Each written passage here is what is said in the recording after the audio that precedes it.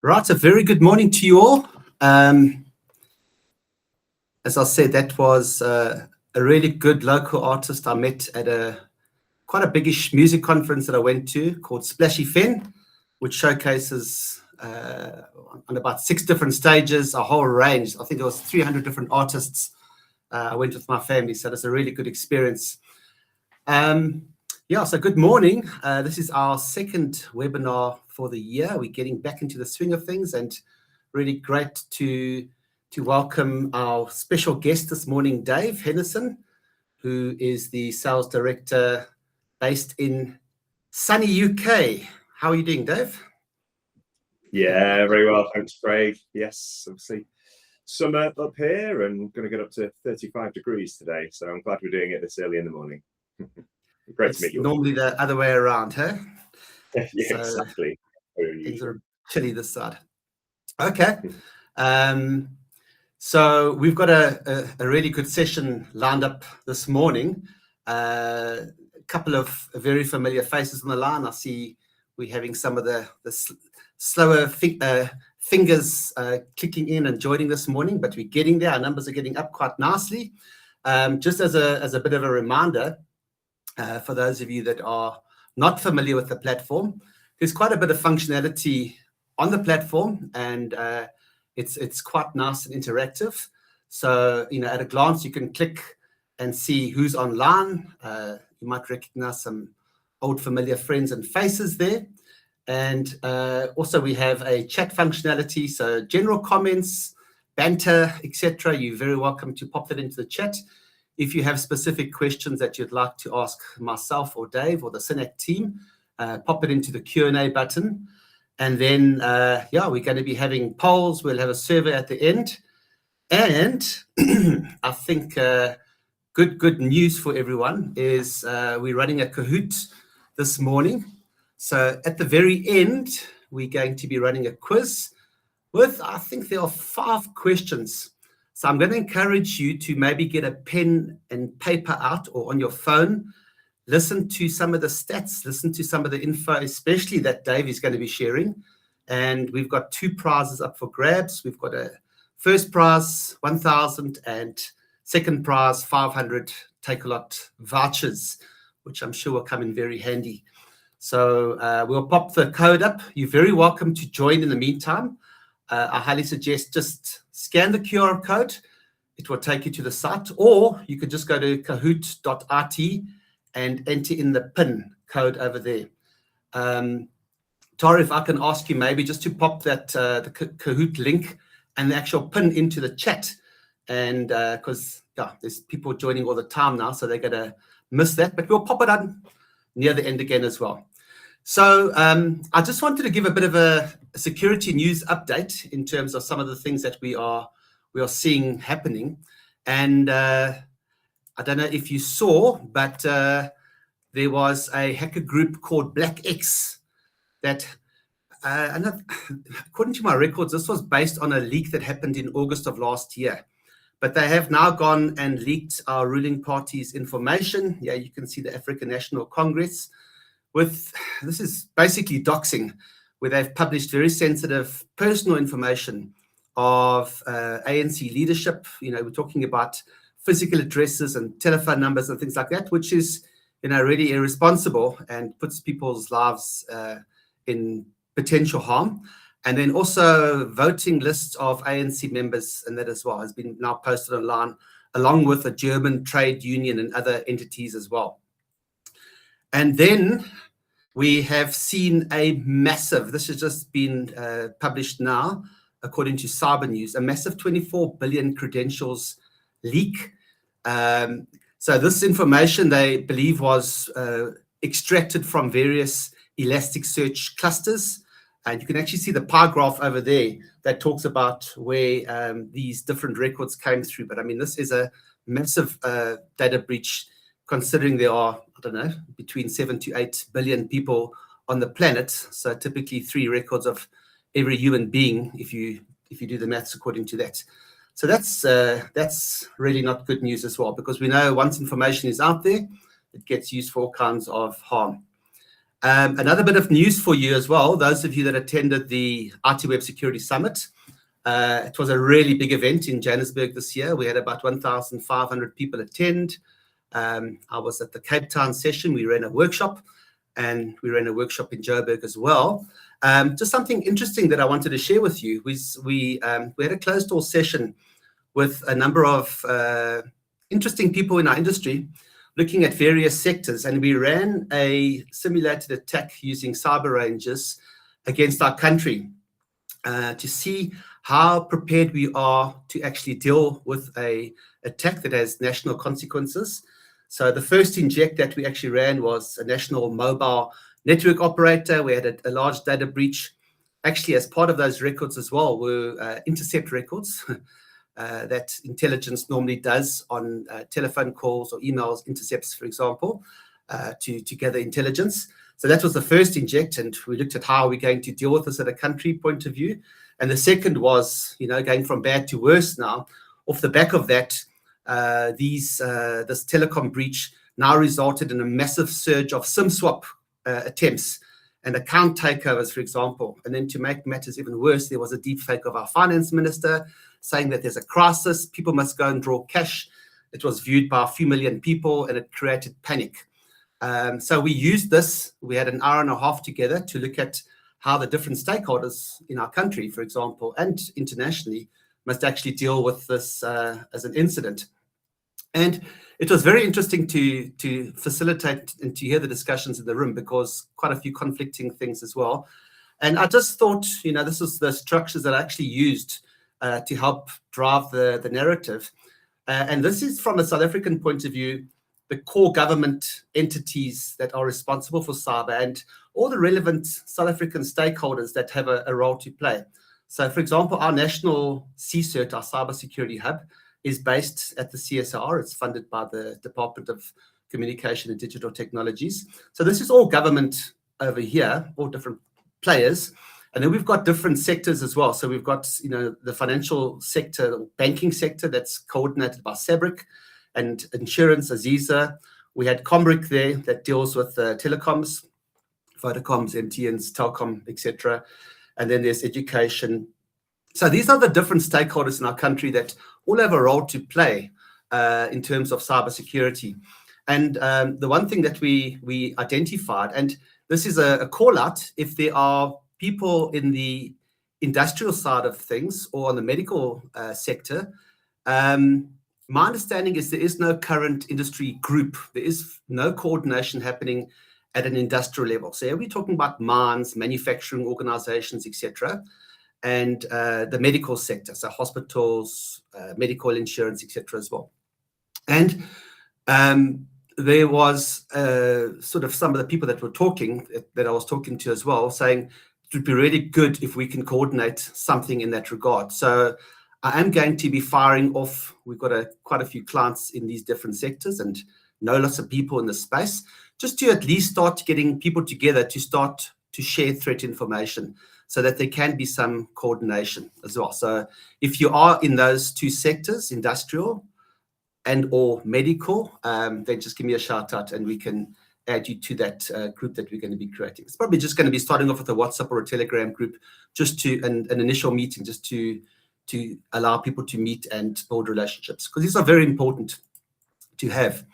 All right, so that's a bit of background news. I think for today's session, like when you walk into a shopping center and you're trying to find a shop and you are here, when you look at that map, in the greater scheme of things, looking at our overall cybersecurity framework, we're going to be talking about this green box over here, offensive security testing. And that's exactly the reason why we've got one of the leading experts in the space from Synack to help shed some light in terms of where are things going in this space? What are the challenges that we are seeing? And I think just to paint an intro picture into what Dave is going to be talking about, we're seeing now, of course, so Wolfpack, we are typically a blue team organization, so we help partner with our clients and we build defenses. And we bring in, so we've got a pen testing capability, but we actually have partnered with Synack now for the last 5 years plus, I think, Dave. and bring the Synack large team of 1,500 testers and their platform, etc., to come and test the security in our environment.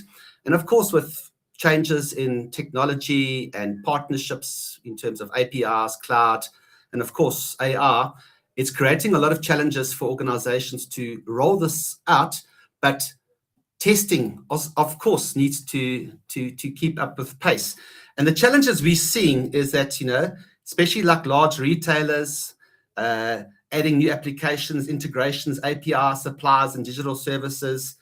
And of course, there's been some pretty nasty incidents that have happened, especially when it comes to UK retailers like Marks and Spencer and Co-op. Even Harrods, for example, was in the news last year as well. Trying to, as this landscape is growing, to try and manage security and test your security. And then, of course, new account services, APIs, and integrations continuously appearing. You see this word API popping up all the time, and this is becoming a real hot potato when it comes to managing securities. So, I think APIs are expanding faster than most security teams can asset them, inventory them, and test them at the end of the day. And then third-party environments. So definitely from a South African perspective, we are seeing third-party risk as one of the biggest risks facing organizations where their third parties, other upstream, downstream, third-party or nth parties get compromised. And as a result, their client information ends up on the news. So, companies doing once-off pen testing, it's a start, but, doing a point-in-time pen test is only going to show you that snapshot for that particular time. We really need to start fighting fire with fire as we're seeing AI threats. We need to start adopting and harnessing AI to help us in the trenches to fight the good fight. So with that said and done, I'm going to ask Dave to give us an overview of, and I think important things to touch on, things such as attack surface discovery, some sort of continuous pen testing as a service, having humans and AI doing the tests, and really reducing that gap, the time scale between change and testing. So Dave, over to you. You're on mute. Excellent, great start. No, thank you for that introduction, Craig. Yeah, really good, and I think it's a great initiative what you're setting up there around the information sharing across organisations in South Africa. So I'd encourage everyone to get involved in that. So yeah, thank you for joining us this morning. So I'm Dave Henderson, the Regional Director here at Synack for UK, Ireland and South Africa. I've been in the world of cybersecurity for over 20 years now, various different roles, but always a fairly heavy focus around pen testing, vulnerability management. I just think it's a really interesting space, and especially what's going on at the moment, and we'll cover some of that today. Synack, Synack have been around for 12, 13 years in the offensive security testing space. Predominantly, when we set up, it was improving pen testing with that huge crowd of humans that we've collated or created, highly vetted, 1,500 humans to test at scale. But as we're going to talk about today, as the world has moved on, it's that blend, getting the right blend, the right strategy of humans and artificial intelligence to try and replicate and understand that threat and really try and reduce your risk. And that's what we're going to talk about today. So I'm going to cover off the evolving threat. It's been quite a year so far in this space, but also the defense gap, why organizations are struggling to replicate and defend against modern threats and the type of threats that we're seeing this year. And then we're going to talk about the 32% problem, and we'll go more into that. And then how you can harness agentic AI for offense, some of the challenges and how you can harness this safely and economically. Then we're going to cover off why humans, good news for all us humans on the call here. We are not out completely. We absolutely need human in the loop and human oversight to strike the right balance and talk about some of the challenges of trying just to use AI. And then finally, we'll cover off a few use cases of the capabilities of how Synack may be able to help you on your journey. Please put questions in the chat, and we'll have a few polls as we're going along as well for you to interact with. I've got a couple of colleagues on who'll be able to answer those questions in the background as we go through. I'll take them at the end. So I think 2026 has been a monumental year in offensive security. As I say, I've been in the industry over 20 years, and I think the disruption, particularly on this offensive security side, has been greater than ever before that I've seen. I mean, the explosion of AI over the last few years has really lowered that barrier of entry. So you don't have to be, really skilled hacker to use these AI models for some really quite sophisticated attacks, and we're seeing that sophistication increase as organizations are using a blend of different models to really speed up and scale out the success of their attacks, if you look at it from their point of view. But also with AI, a lot of your teams are shipping code more regularly. So how do you stay on top of that threat when potentially new risks are being introduced at a rate never seen before as well? And then I'll talk a little bit more on the next slide now about some of these frontier models that we've seen land this year, that are really approaching full automation across discovery, validation, creating that proof of concept exploit for zero-day vulnerabilities, and that's pretty scary, really. It's really changed the world.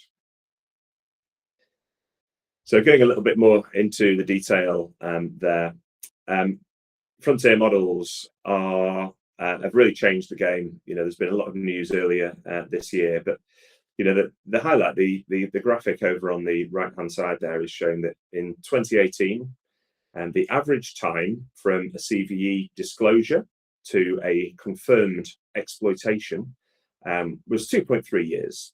So when a CVE came out, doing your vulnerability management, you probably had a little bit of time to fix that before an exploit was going to become available and it was going to turn into a real risk.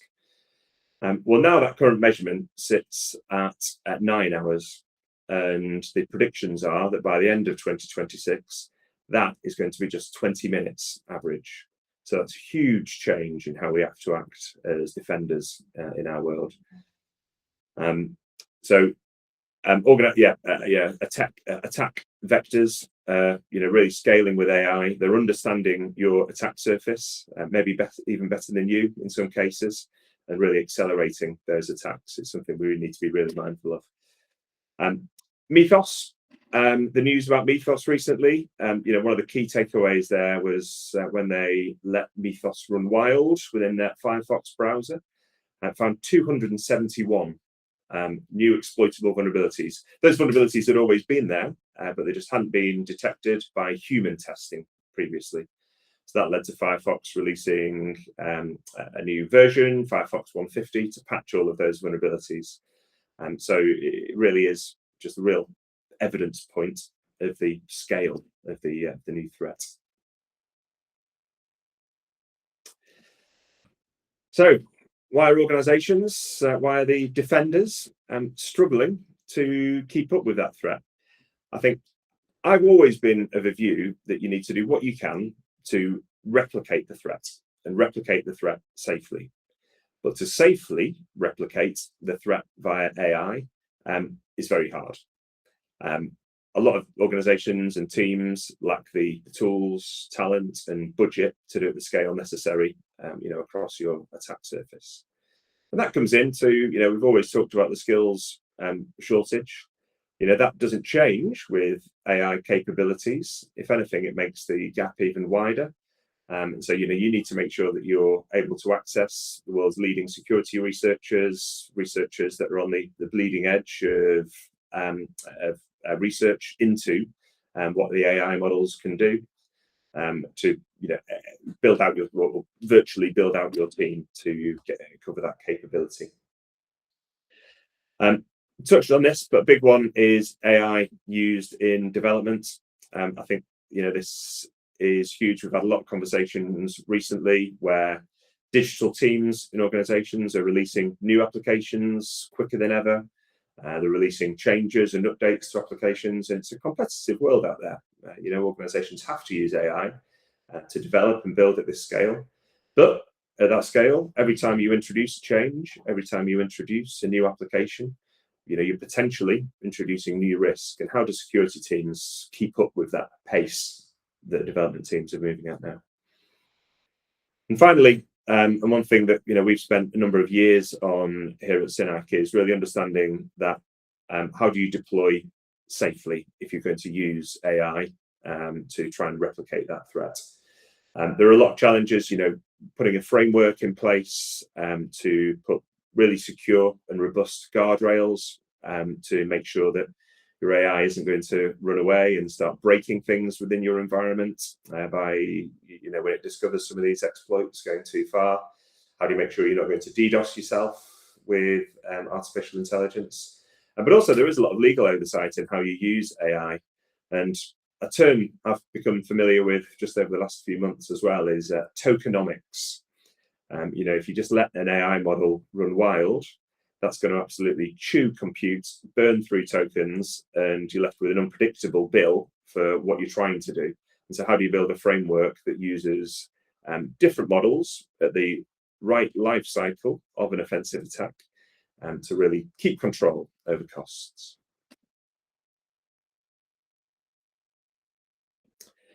And then this is relating back to that 32% problem.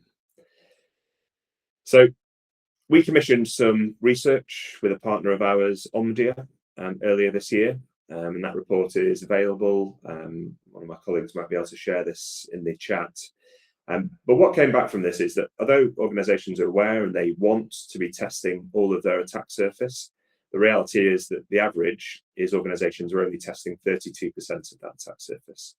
And they're probably testing the most critical apps, the most well-known apps, the most critical infrastructure, and this is what's available publicly. Threat actors don't share that point of view.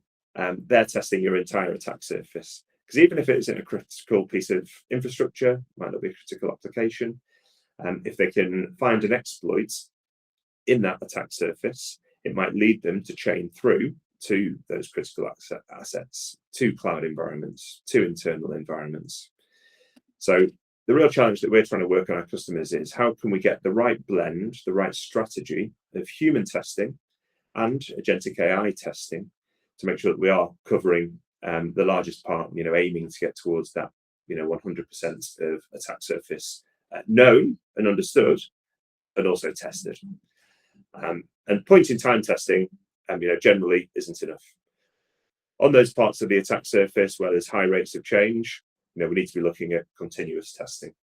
All change introduces new risk.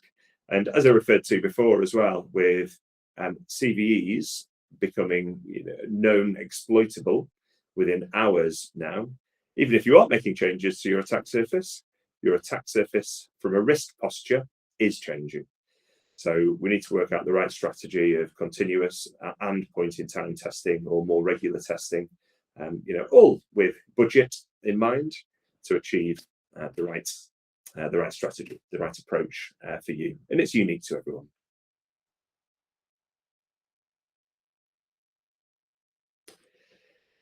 So with all that in mind, we need to come up with a strategy where we are competing AI at AI. So we're able to move at machine speed to find exploitable vulnerabilities, as the threat actors will be. But it's hard. It's hard to implement, it's hard to scale, it's hard to manage. So some of those issues are around access. So when we're talking about getting access to a model, if you pin your hopes around one particular model and try and build a framework around that, one, it's hard to do. It takes a lot of time. We've been working on this for 2 years to build the appropriate framework. But we saw recently that Anthropic released Fable 5, which was meant to be their sort of commercially available version of Mythos. Well, within a few days, the US government decided that this was too dangerous. There was too much IP involved for this to be exported outside of the US. So, if that had happened after a few months and you'd pinned your hopes on the Fable 5 model, all of a sudden you don't have access to it and you're back to square one. Safety. So, I touched on this, but how are you deploying these models safely? How are you building these guardrails around? How are you structuring the approach from reconnaissance through to attack, through to report, so that you're safely deploying. And also you're not getting a load of noise. With the amount of vulnerabilities that are being made available, exploitable these days, you need to be, more than ever, you need to be diligent around the tools you're using so that you're getting clear signal on exploitable vulnerabilities and not noise of hallucinations or false positives, because you don't have the time, you don't have the team, you don't have the scale of the team, you don't have the time to be triaging and looking at those false positives yourselves. And then onto the economics. I touched on this earlier as well, but some of these attacks, or the lab environment attacks that some of these frontier models have done quite successfully, not as successfully as humans, I might add, but where they've achieved a good level of success, the compute costs, the tokens burned, have been incredibly high, and it's just not enterprise ready to just deploy a model that runs at that scale. You've got to harness the models, use the right models at the different stage of the attack life cycle to make sure that this is economically viable to deploy. Just to chip into the point number one, the webinar we had last month with CyberArk, who obviously deals with identity and access management, they were talking about the challenge now of, never mind human identities, but the record, or the estimation went from, for every one human in the organization is between 80, and it's now gone up to over 100. I think 105 was the number. AR identities that need to be now, and virtual identities that need to be managed in the organization as well. So that creates a huge additional challenge for the infrastructure teams to try and manage those identities. Absolutely. AI is helping a lot of the businesses become a lot more efficient and develop at speed, and pick up some of those lower end jobs and roles and functions that our humans have. But it's certainly not making it any easier for the security teams involved. Yeah. Also interesting to see the poll for this particular point about confidence levels, typically sitting at about 75%, quite confident, but obviously knowing that we've got gaps. I think that's sort of the general trend that we're seeing out there as well. Yeah, that's right, Craig. We're seeing a number of organizations also, try and come up with a defense in depth type approach to attack surface discovery as well, and have a 2, 3, or even more tools in some instances, and comparing what those different tools are showing them from that attack surface perspective. Yeah, it's a hard challenge for sure. Okay, so the good news for the humans and our jobs, we still here at Synack firmly believe that the need for human in the loop is essential. One, when we're setting up a test, we have human oversight on all those tests that are being set up. So quite often organizations will provide us with a scope. They've done their attack surface management, attack surface discovery, and they've provided a number of IPs for us to go and test. It's surprising the number of times that when we go through that with a human in depth to understand those IPs, they might be providing IPs that relate to their infrastructure, but they're actually going via a CDN, and that's a shared IP with a whole host of other organizations and a whole host of other assets sat behind it. And it's not legal for you to start a test on those IPs. So that judgment of a human up front is still really important to make sure that we're testing the right scope and we're legally allowed to test what we're testing there. I think there's a bit of a mix here in what I'm going to talk about, because we are still finding that artificial intelligence, when you're using that for offensive security, doesn't understand the full business logic, the full business flow within an application, for example, and the context of different roles. We're getting better and we're feeding a lot of that information in. But able to make a quick judgment on what you should or shouldn't be able to access, financial reporting information once you're in an application, for example. And we still find that humans, have the win on AI in making that deterministic view on what is right and what is a risk and what should be reported as an exploitable vulnerability. Validated findings. All of these models are still hallucinating, providing false positives, providing duplicates, and that's a big one that we talk to organisations around within their current testing strategy. Still getting a lot of duplicates through and a lot of false positives. And the only way that we can give clear signal, so we're reducing that number of false positives all the way down, we're not delivering duplicates through, is with that human oversight, that human in the loop.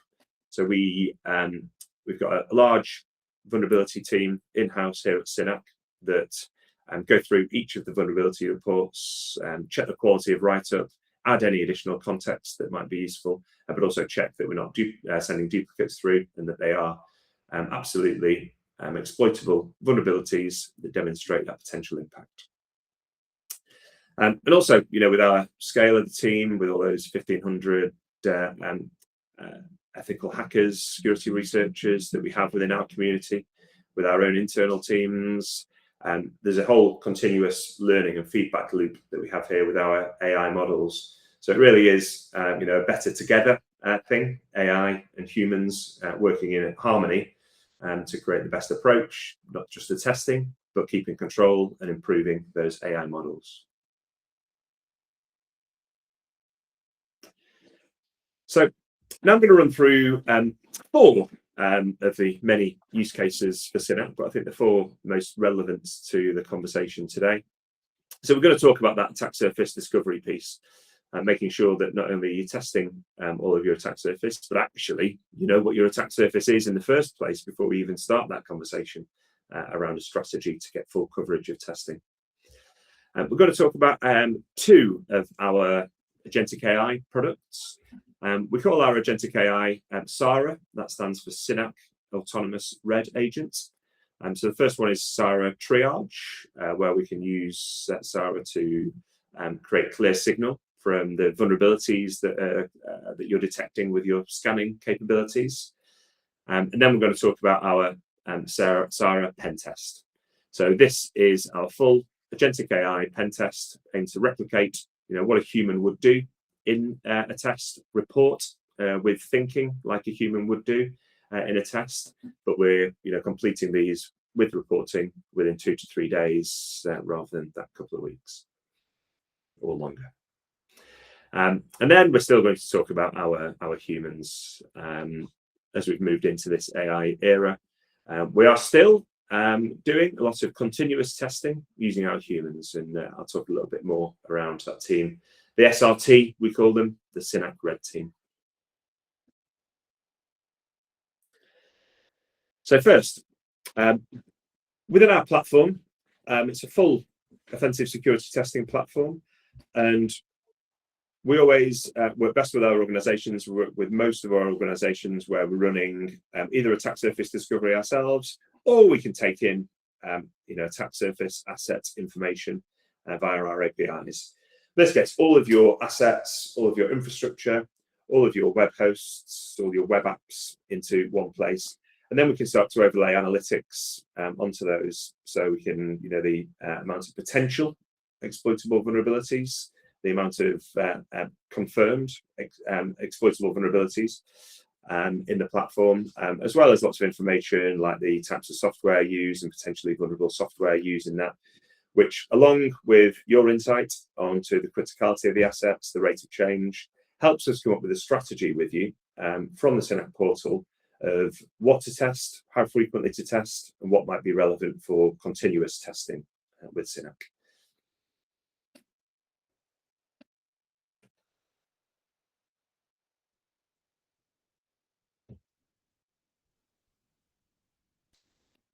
Moving on to Sara Triage. So, as I mentioned, this is using agentic AI to integrate with your vulnerability scanners. We can do that with native integrations with the likes of Tenable or Qualys, or with our open API infrastructure, we can bring in vulnerabilities from any source that you have relevant.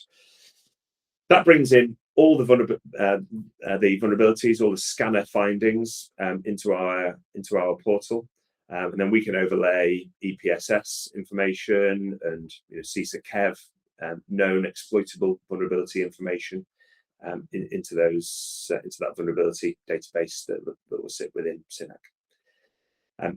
From there, we can select certain criteria, or we could do everything, and we can run Sara Triage. So this is where our agentic AI is actively going to go out and try and exploit that vulnerability. Quite safe. The guardrails are built around, so it operates on stop and report. But here you'll see the flow at the top in the blue here, where we'll confirm what vulnerabilities are actually exploitable in your environment. So your vulnerability might have a known exploit, but if you have other mitigations around that, it might not be exploitable in your environment. So it reduces the risk, it reduces the prioritization.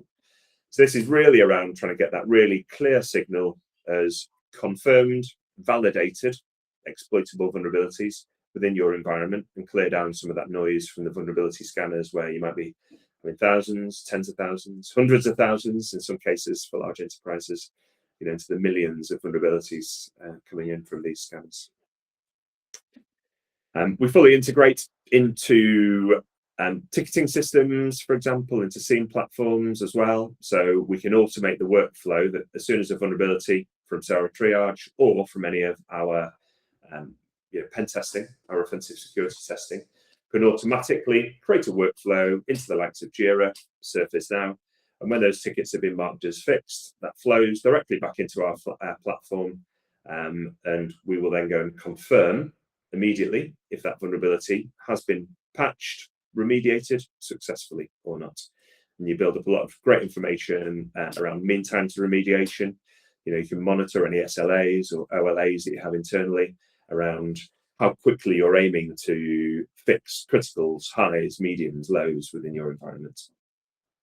I think that's actually an important part as well, because testing is not just about finding the holes, but it's about working with the bigger team efficiently as possible, because these guys are busy, and providing the information to them, the tickets, so that there's accountability in terms of remediation as well. Yeah, that's right, Craig. And whether it be from Sara or from our human testers, one of the things we do within the Synack vulnerability operations team is we're looking for that real quality of write-up as well. So we work with our researchers, and we add information into any agentic AI reports if required, to make sure that the steps to reproduce are really clear, the screenshots, videos where relevant. So it's really clear to understand how to replicate that exploit, but all steps to remediate are really clearly written up as well, and what that potential impact might be. So all of that information would flow into that ticket, or you can manage everything from within the Synack platform if you don't have a ticketing system like that, and then submit for what we call patch verification, where we go and confirm that that remediation activity has been successful. So yeah, thanks. So yeah, onto Sara Pentest. I've talked a little bit around the framework and the guardrails that need to be put in place. So Synack have created a framework over the last couple of years, where, from a guardrails perspective, we are incredibly tight. We've run over the last year a lot of early access trials, and we've now been in general availability for a few months. And touch wood, there's been no incidents to date, so those guardrails are working. But it's very complex to put in place to let the AI be as efficient as possible in finding vulnerabilities, while not doing damage within those environments. So it's a fine line to walk, and so far so good. Really proud of what we've created there. But from an economics scale as well, we've built this framework in mind to drop in any model. So we're working with a number of different frontier models that we can drop into this framework to carry out these tests. And we use different types of agentic AI at different times during that sort of attack life cycle, during the test life cycle, if you like. And the first is with reconnaissance. So we have agents that are specialized in reconnaissance, so whether that be across infrastructure, whether it be across web applications. We're going to go deep and spider through those web apps, understand the web apps, understand the underlying technology that's created those web apps, create all that information so that we can pass that information onto the attack vector agents. So here we have a number of different specialist agents that are going to carry out different types of attack, and they'll choose their own tools based on what the recon specialist has delivered into them. So it's a really smart framework. They're going to choose their own different tools and technologies and techniques based on the information the recon specialist has passed through, and work at scale to quickly identify exploitable vulnerabilities. Like our humans, we operate on stop and report. So as soon as we've got that confirmed exploit, there are very clear instructions, clear guardrails, I guess, as well, that stop the agent going any further. So there's a hard block on it, can't carry out any activities like dropping tables or DOSing environments. Once that phase is complete, that all gets passed on to the verification agents. That this is an AI triage level, to make sure that we aren't doing that hallucinations, there's no duplicates, that the exploits are full and real, and that then goes into the report collection agent. So firsthand, the agentic AI report agent creates the report. And as it's creating the report, these vulnerabilities, as well as getting a sort of PDF style report, the vulnerabilities are dropping into the platform in real time as well. So that workflow and ticketing systems, your teams can start to work on a vulnerability by vulnerability basis within the platform. But those vulnerabilities don't drop into the platform until it's been through that human in the loop validation. So that's confirming the exploits are real. All the steps to reproduce are included. If we think there are any screenshots or additional information that might be required to meet our quality bar, so that we're delivering high quality reports through to you, they'll be added by our human in the loops. And that whole process takes between 2 and 3 days as we're running through that until you have a Pentest report from an agentic AI test. And we've seen some amazing results on what we've been able to achieve with this testing over the last few months.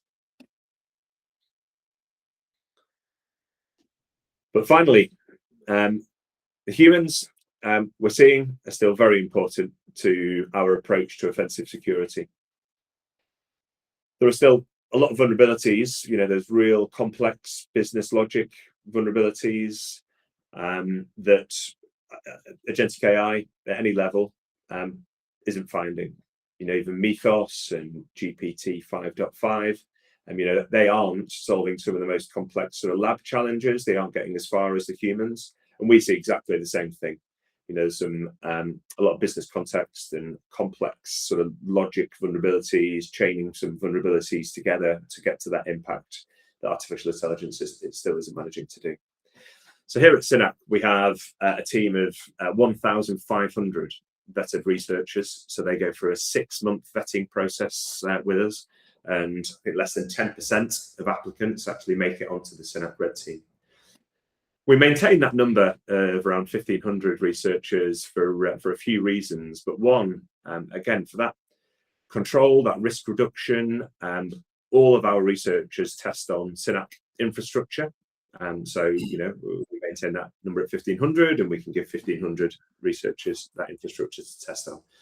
That absolutely gives us the skills diversity, technical diversity, regional diversity. We use all these safe to use countries around the world. So we have researchers in 70, 80 countries around the world to test on our customers' assets.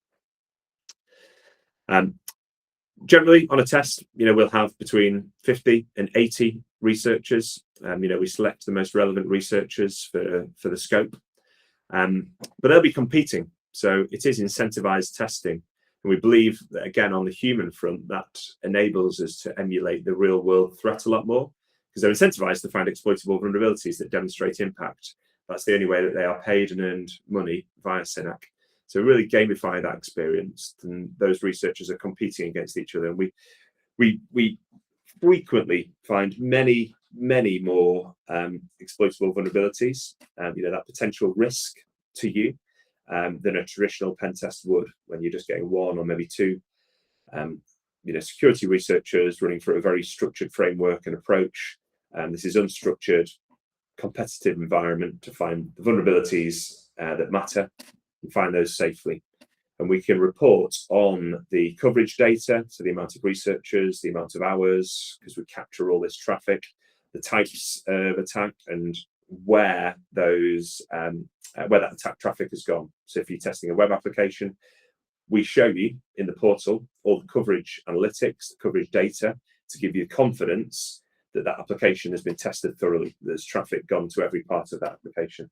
And I've still only seen Synack able to do that and give you that confidence that an application has been tested thoroughly, rather than just a word or the written report, to say that it has given you that evidence that it has been thoroughly. I always say to our clients and potential clients, this is probably the most realistic your organization, sort of realistic attack your organization will face, like nation state, government, military grade sort of, it's the closest that you're ever going to get. And especially, I mean, give it a try, especially on your critical assets that have been tested maybe for the last few years. See what actually comes out, because I mean, if you're 80% of your business is relying on 20% of your critical applications, it's really worth putting in extra effort on those. So yeah, give it a go. Yeah, that's right, Craig. Just to cover off some of the successes that we've had in South Africa and across the African continent, working with our great partners in Wolfpack, large financial services organisation. We've been working with them for 5 years now, partly to find exploitable vulnerabilities to help secure the attack surface. So this is where that strategy comes in. It's understanding the organisation, having those really deep level conversations around what you're looking to achieve, and creating the right blend of on-demand and continuous testing across that estate and that infrastructure. Those critical assets on the perimeter, we're continuously testing those assets, those web applications, but in the development life cycle as well. That's where point-in-time testing might be most relevant. So you can get a really quick test, and you can really speed up that remediation life cycle, so that you're able to release products faster and compete in the marketplace. That's what we're all doing, to try and compete in the marketplace and stay ahead of your competition by releasing products faster and having happier dev teams. We started some work with a Pan-Africa fintech company recently. In the first engagement, we were looking to do a 14-day test. So that's an intensive test over 14 days. And as I say, with those human researchers, we had actually about 70 Synack Red Team signed up to this engagement. So over that 14-day window, even though it's 14 days, we still conducted 253 hours of testing. And as I say, right at the end of that risk reduction testing, we found quite a number of high critical vulnerabilities. Because of our model, where we're reporting those vulnerabilities instantly as they're found, you're not waiting for a report at the end of that engagement. The customer was actually amazing with how quickly they reacted, and they were fixing these vulnerabilities often within 45 minutes. So while the test was still happening, they were fixing the vulnerabilities. We were patch verifying and verifying to them that those vulnerabilities had been mitigated successfully. And it meant that when they get to the end of the test, rather than having a report that showed all these vulnerabilities, they had a report that showed that all these vulnerabilities had been fixed, closed, and remediated successfully and verified. So it was a huge win for them in what they were looking to achieve in a very short time. Then working with a global mining company based in Joburg, we're actually onboarded with them initially, doing some purely AI tests. So they were looking to get some brand new corporate websites and new web applications out in a very short time frame, in a number of days, when we started talking to them about this. And we're able to launch the Sara agentic AI Pentest and provide compliant reporting due to that human in the loop triage at the end, and the way that we deliver those vulnerabilities and the ultimate report through, which meant they were able to condense that testing life cycle from submitting a scope, scheduling, starting within a number of days or even hours, and completing that testing within 5 days. So that's some success criteria that we've had also quite recently. So please talk to us. There's a QR code here. Craig mentioned, giving Synack a try. At the moment, we're able to deliver a free of charge Sara Pentest. And while we're doing that, we'll conduct a point-in-time attack surface discovery exercise for you as well. So really valuable. A lot of vendors offer, free this and free that, but this is a full Sara Pentest, a lot of compute involved at Synack's cost, and you do get a compliant Pentest report off the back of this. One, to see the Synack capability, but also just to help you reduce the risk on some key or critical assets. So that's against host or web infrastructure. There are some details in terms of the amount of scope that can be put into that Sara Pentest, but if you use the QR code there, there's a bit more information. And the process will be, if you complete that, we'll be in touch in the next day or two following this webinar to just arrange a conversation to talk a little bit more about the scope that you're looking to test and making sure that it'll be a good test for you. It's good scope, and it's scope that we can manage within that free trial. Nice. And now, see if you've been listening. On to the fun part. I'll hand back over to Craig, who I think is going to launch the Kahoot. Indeed, I am. Let me share my screen, and let's get into it. So hopefully you've been paying careful attention, and for some strange reason, my Kahoot is not, I can't share.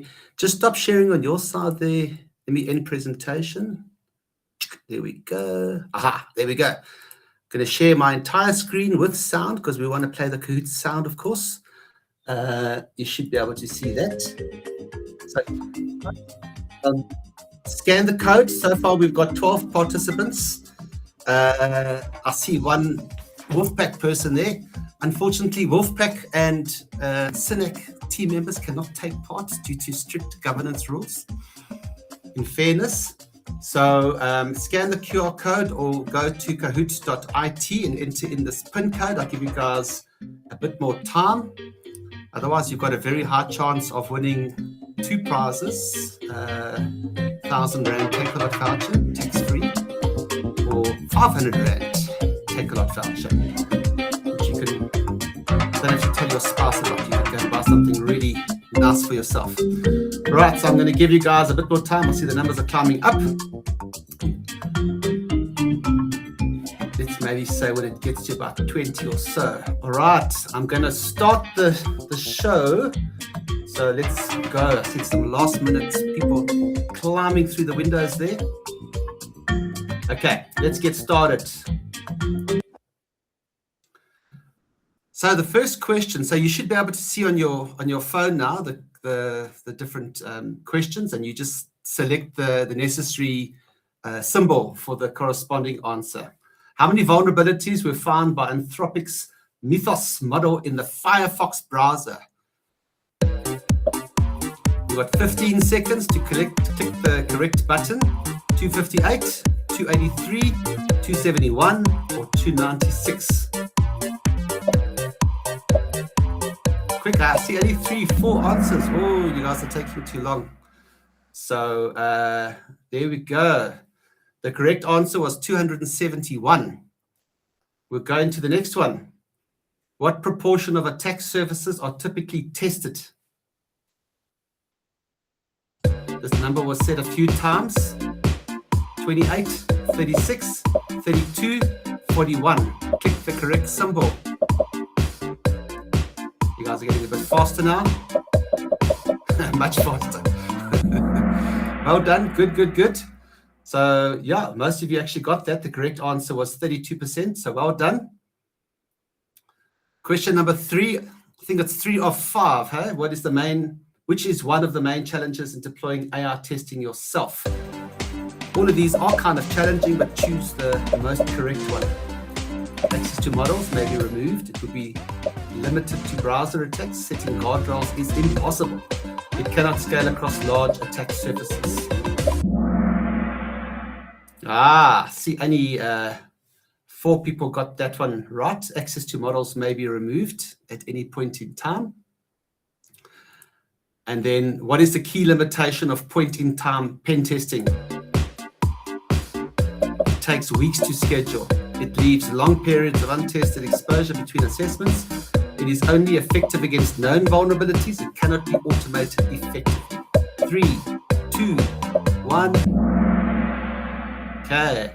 It leaves long periods of untested exposure between assessments. So doing it once on the 10th of January, coming back the next year, a lot has changed in your environment.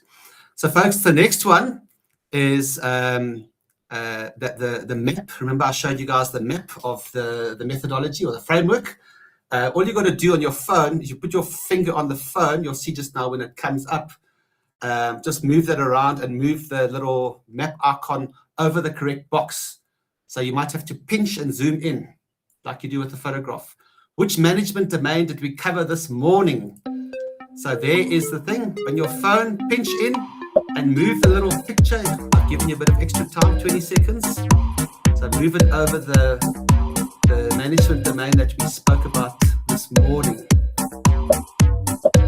Drop your pins. 3, 2, 1. See, we've got 3 people that were on the correct one. So we spoke about offensive security testing was the correct one. Okay, you guys feeling lucky? Let's see who actually is the winner. So we're going to check the podium, and coming in at first place was Vision Childcare. Well done to you. And then at second place was Michelle. And then kudos to you, Corlia. You came in at third. But Vision and Michelle, our team will reach out to you and send you the QR codes. Or actually the QR codes for your prize. So well done for that. I'm just going to come in here and start the presentation again on this slide over here where we were. So congrats to you guys for winning that. We do have probably a few minutes left. I see that there are some questions in the Q&A button. If I can ask, I see there we go. Questions have already been provided to Anu from Dave on the first point over there. Second one, Dave has posted an answer. Dave, you've been a busy guy there. So there we go. I think the answers have been provided. You can go and check them yourself. If there are any last minute questions, we'll be very happy to answer that for you. Otherwise, we're going to ask you, a lot of time and effort goes into planning these webinars and running them. If we can ask you to please click on the survey button and just very quickly fill in your thoughts on that. Any improvements that we can do. If you want to reach out to anyone at Wolfpack or at Synack, you're welcome to do so via the survey button as well. So once again, we value your feedback in the session. And with that, we've got about 20 odd seconds before we reach the end of the time. Thank you, Dave. Thank you, Synack team, for being part of the webinar. Any closing thoughts from your side, Dave? Well, thank you very much for inviting us along. Yeah, I hope a lot of people learned a lot from that webinar, and please do reach out either directly to Wolfpack, or you've got my contact details on there as well. We'd love to continue the conversation and answer any further questions you might have around this very interesting space at the moment. Exactly. I think we're all battling in a way to try and understand what to do next when it comes to this crazy world that we're living in. So much change and disruption politically and technically, and it's as one of our artists say, it's a cruel, crazy, beautiful world. So thank you once again for everyone for joining us, and we will play off with another nice African song to put us in the mood to start to complete the rest of our day. So have a good one, everyone. Thank you.